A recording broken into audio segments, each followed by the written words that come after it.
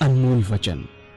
अखिल भारतीय संत मत सत्संग के संस्थापक और गृहस्थ में आनंद योग के जनक परम संत महात्मा परम पूज्य श्री यशपाल जी महाराज अर्थात परम पूज्य भाई साहब जी द्वारा प्रतिपादित इन अनमोल वचनों का पालन करना अति आवश्यक है।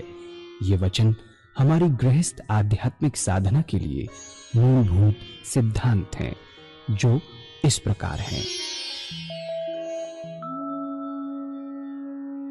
हम दुनिया की हर चीज की कीमत आंकते हैं, अपने मानव जीवन की कीमत भी जाने व परमात्मा की प्राप्ति हेतु साधना करें।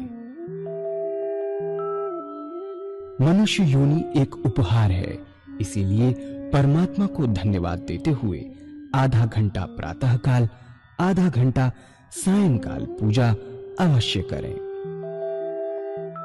सत्संग, सतनाम व सद्गुरु को प्राथमिकता देते हुए इसी के आधार पर ध्यान योगाभ्यास अवश्य करें व गृहस्थ के कार्यों को परमात्मा का कार्य समझकर उसी की याद में संपन्न करें।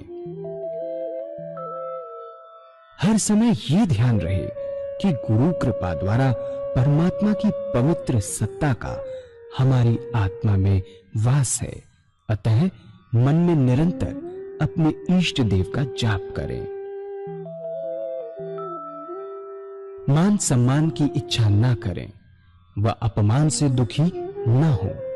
परमात्मा के अतिरिक्त किसी और का भय न करें। दूसरों की बुराई न करें, न सुने, सत्य व मधुर बोलें, अश्लील शब्द मुंह से ना निकालें, सभी से नम्रतापूर्ण व सुंदर व्यवहार करें। धर्म पत्नी के अतिरिक्त अपने से बड़ी से माता जैसा, बराबर की से बहन जैसा व छोटी से पुत्री जैसा व्यवहार करें। सांसारिक जीवन यापन की आवश्यकताएं अंतहीन है, इसलिए अधिक से अधिक समय सत्संग में व धन परोपकार में खर्च करें। याद रखें, न स्त्री माया है, न धन दौलत, न ही परिवार। माया वह है जो हृदय को परमात्मा से दूर हटा दे। अतः निरंतर सत्संग और सद्गुरु की शरण में रहने का प्रयास करें। भोजन अपने इष्ट को अर्पण कर प्रसाद रूप में परमात्मा की याद में करें। रात्रि में सोने से पहले अच्छे बुरे कार्यों का आत्मनिरीक्षण कर उसका समुचित पश्चाताप करते हुए ध्यान करें व प्रभु की गहरी याद में ही विश्राम करें। परमात्मा तू ही है, तेरी इच्छा पूर्ण हो।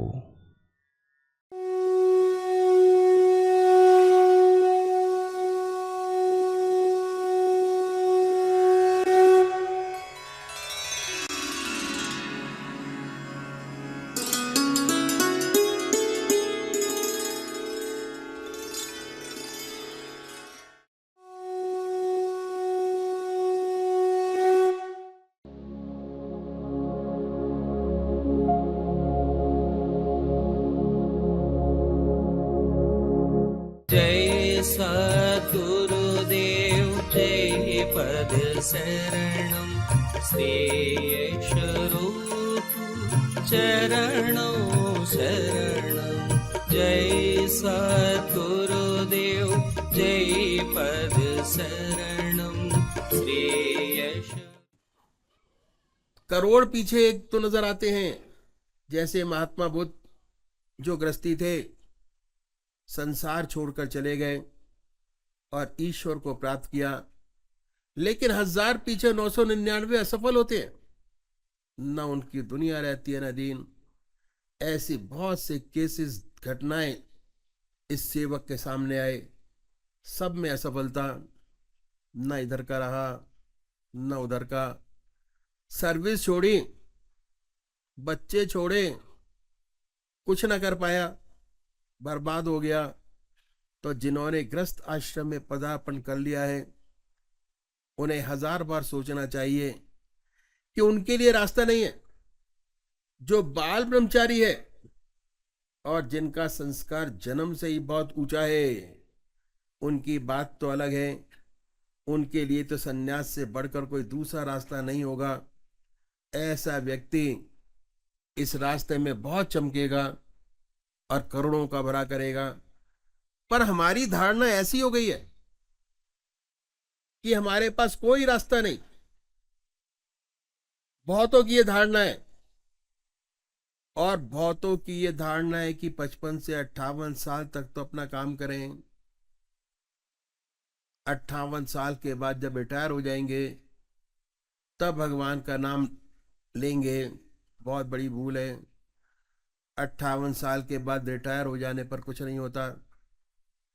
आदतें इतनी मजबूत हो जाती हैं कि बदल नहीं सकेंगे। शरीर भी जवाब देने लग जाता है। आप बैठ नहीं सकेंगे। ध्यान करने की बात तो अलग रही। तो ये भावना हमारे अंदर जो आ गई है बहुत गलत है। 58 साल के बाद पूजा पाठ करेंगे, परमात्मा का नाम लेंगे, अभी से भगवान का नाम लेकर क्या करना, बहुत गलत है। फिर नहीं होगा। जो कुछ बनेगा आज बनेगा, अभी बनेगा। तो गृहस्थियों का रास्ता ही बहुत पुराना है, जिसे हमने भुला दिया। बड़ा ऊंचा रास्ता। आपने राजा जनक का नाम सुना होगा। राजा जनक को विदय कहते थे। कितना बड़ा महात्मा, कितना बड़ा ब्रह्मज्ञानी हुआ। उसके जमाने के महर्षि अपने शिष्यों को उनके पास भेजते थे परीक्षा के लिए कि राजा जनक कह दे कि ब्रह्मज्ञानी है नहीं तो नहीं। वह राजा था। राज का कितना कारोबार उनके ऊपर था, कितनी जिम्मेदारियां थी। उन सब जिम्मेदारियों को निभाते हुए इतना ऊंचा ब्रह्मज्ञानी। और हमारे आपके पास तो जिम्मेदारियां बहुत कम है। जब एक राजा ब्रह्मज्ञानी हो सकता है तो हम आप क्यों नहीं हो सकते? जरूर हो सकते हैं। तो ये रास्ता बहुत पुराना है जो मैं आपके सामने रखूंगा। इसे कहते हैं इति मार्ग। इस रास्ते में हम अपने जीवन में एक चीज बढ़ाते हैं, घटाते नहीं। एक चीज अपनी जिंदगी में बढ़ाते हैं, वो क्या है? वो है परमात्मा का नाम और भगवान का नाम। और एक ये ऐसी बड़ी ज्योति अगर सच्चे तरीके से आपके मन में आ जाए, अंधेरे को अपने आप दूर करती चली जाती है। जहां प्रकाश है वहां अंधेरा नहीं। लाइट आई, अंधेरा गया। वाल्मीकि महर्षि उल्टा नाम जपते जपते महर्षि हो गए। और इतने बड़े महर्षि हुए कि उन्होंने रामायण पहले लिख दी, घटना बाद में घटी। लिख दिया ऐसा ऐसा होगा, वैसा ही वैसा हुआ। और उनके जीवन में परिवर्तन आया। उल्टा नाम लेते लेते, जपते जपते, भगवान का नाम हृदय में लेते लेते इतना ऊंचा महर्षि हुए कि रामायण पहले लिख दी, घटना बाद में घटी। तो ये ऐसा प्रकाश है, ऐसा उजाला है, अगर सच्चे तरीके से हृदय में जागृत हो जाए तो अंधेरे को अपने आप दूर करता चला जाता है। तो छोड़ना कुछ नहीं है। जो आज आपकी जिंदगी है उसमें एक चीज बढ़ाइए। अब वो क्या है? इस रास्ते पे चलने वाले जो हमारे सदगुरु हुए, एक के पीछे एक, उन्होंने परमात्मा को पाने के लिए, जीवन मुक्त अवस्था प्राप्त करने के लिए अपनी जिंदगी में बहुत कष्ट उठाए। उनकी जिंदगी बड़ी कठोर थी। बड़ी कठिनाइयों में रहते हुए इस विद्या को न केवल उन्होंने प्राप्त किया बल्कि हमारे लिए कुछ गुर छोड़ गए। अपनी जिंदगी में जीवन मुक्त अवस्था प्राप्त की। जीवन मुक्त अवस्था प्राप्त करना हमारा लक्ष्य है। चाहे हम सन्यासी हो, चाहे हम गृहस्थी हो, चाहे किसी भी तरीके से क्यों ना जीवन मुक्त अवस्था प्राप्त करें, ज्ञान मार्ग से, कर्म से, ध्यान से, सन्यास से, गृहस्थ से, जीवन मुक्त अवस्था प्राप्त किए प्राणी में दो बात विशेष पैदा हो जाती है। पहली, निरंतर परमात्मा की याद, भगवान की निरंतर याद बनी रहती है। चलते फिरते, खाते पीते, सोते जागते, संसार का हर व्यवहार करते ईश्वर की याद बनी रहती है। और दूसरी बात यह है कि उसके कर्म जो हैं वो निष्काम कर्म हो जाते हैं। ये दो बातें हैं उसे स्थित प्रज्ञ कहिए, जीवन मुक्त कहिए में पैदा हो जाती हैं। अब देखना यह है कि इसी दुनिया में रहते हुए, इसी दुनिया के सारे काम करते हुए कैसे 24 घंटे का ध्यान हमें बने, कैसे उस परमात्मा का ध्यान बने और कैसे निष्काम कर्म करने की आदत बन जाए। इन संतों ने, जिन्होंने अपने जीवन काल में जीवन मुक्त अवस्था प्राप्त की, हमारे लिए एक रास्ता छोड़ गए। अगर इन गुरुओं को अपनाए तो हमारा रास्ता भी आसानी से तय हो जाए। हर मनुष्य अपनी संतान के लिए एक गुर छोड़ जाता है। एक व्यापारी है, अपनी संतान के लिए गुर छोड़ जाता है, उसकी संतान को अधिक कष्ट नहीं उठाना पड़ता। डॉक्टर है, उसका लड़का डॉक्टर है तो उसके लिए गुर छोड़ जाता है, उसको अपना क्लिनिक चलाने में दिक्कत नहीं आती। इंजीनियर है, अपने बच्चों के लिए गुर छोड़ जाता है।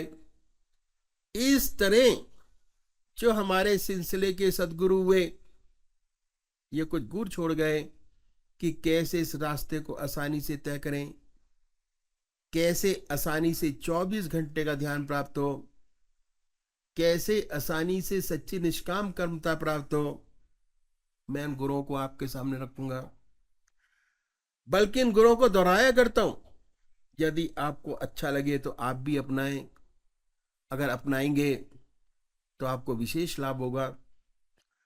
इन सद्गुरुओं ने, इन सत्महात्माओं ने इस पूरे साधन को 3 भागों में बांटा और दिन के 24 घंटों को भी 8-8 घंटे के हिसाब से 3 भागों में बांटा।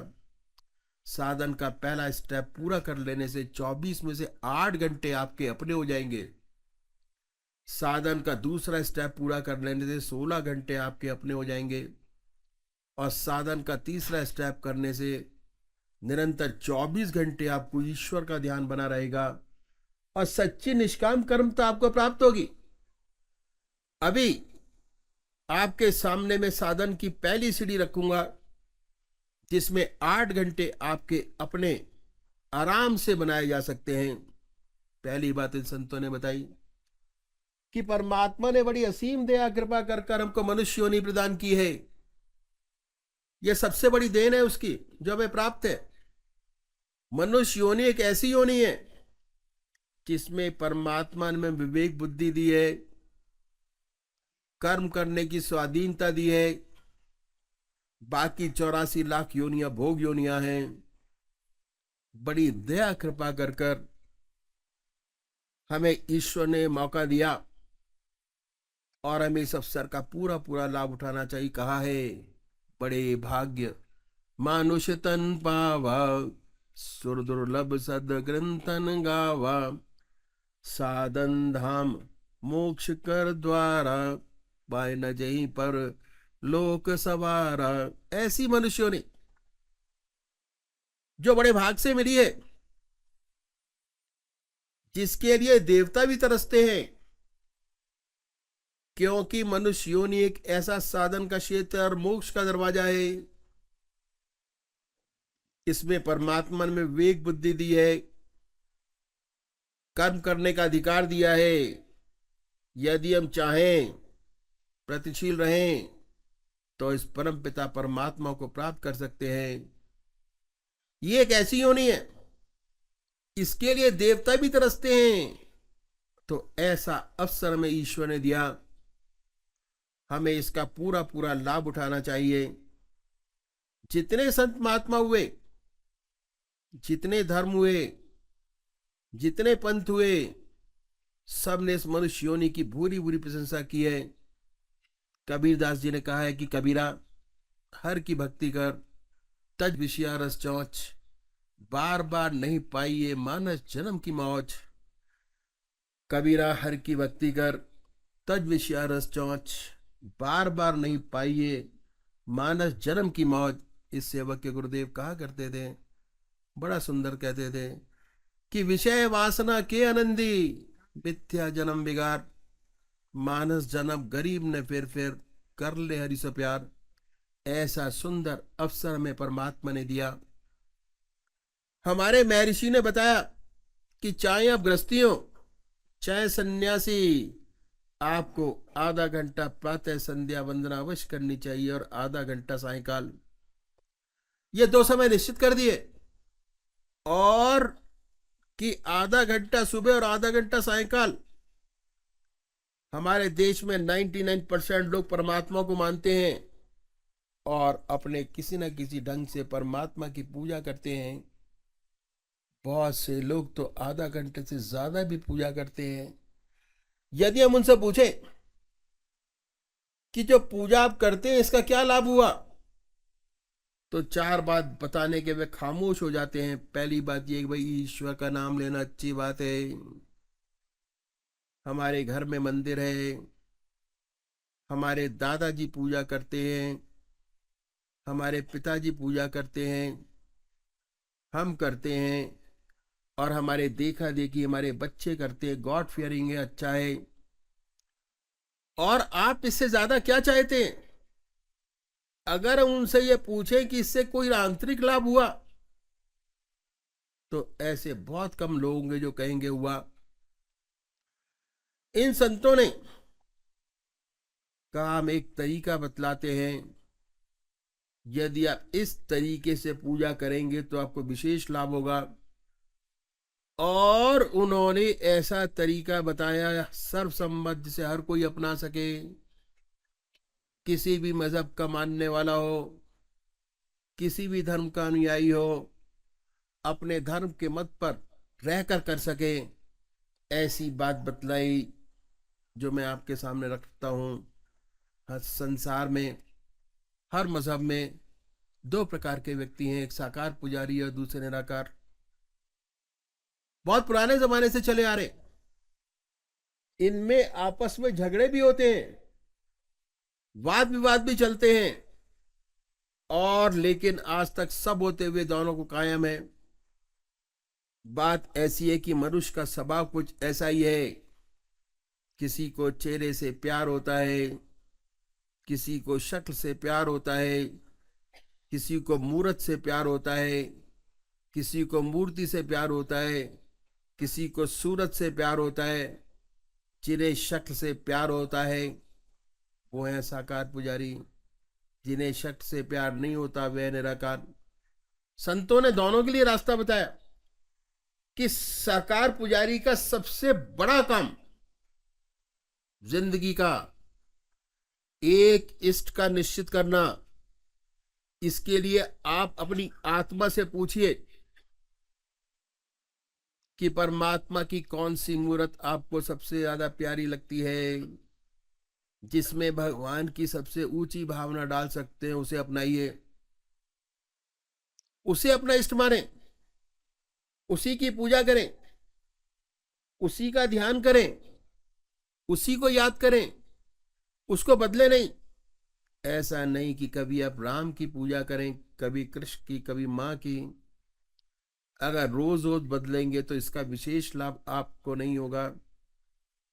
दरअसल में पूजा का जो मकसद है वो चित्त की एकाग्रता प्राप्त करना है, और उससे ऊपर उठे तो मैं कहूंगा कि चित्त की वृत्तियों का निरोध प्राप्त करना।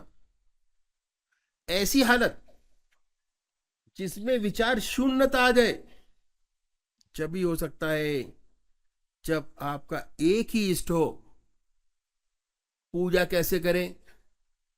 कुशा या कंबल का आसन हो, धूप दीप जलाएं, बड़े प्यार से साफ सुथरी चादर बिछी हो, रात्रि के वस्त्र बदल कर बैठे। अगर स्नान नहीं कर सकते तो कोई बात नहीं,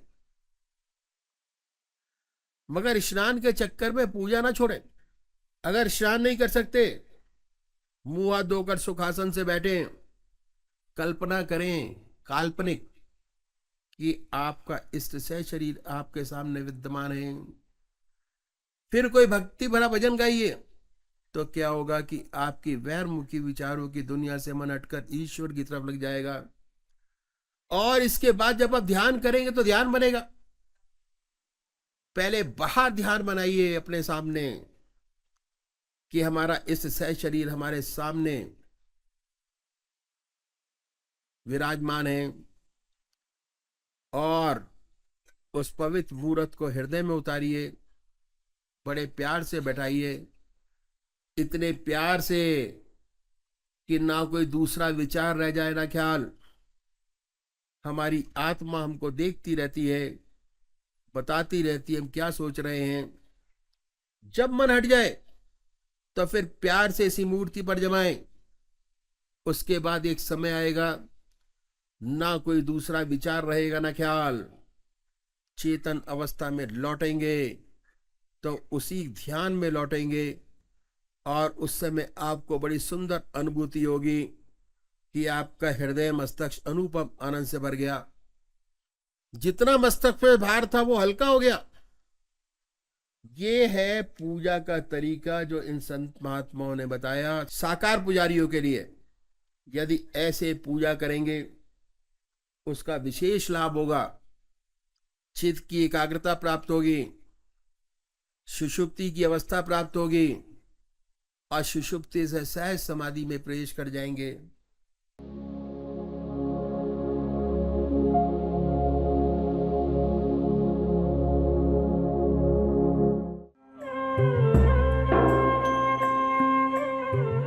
ध्यान योग के कार्यक्रम आनंद योग से निशुल्क जुड़ने के लिए संपर्क करें 9810239677।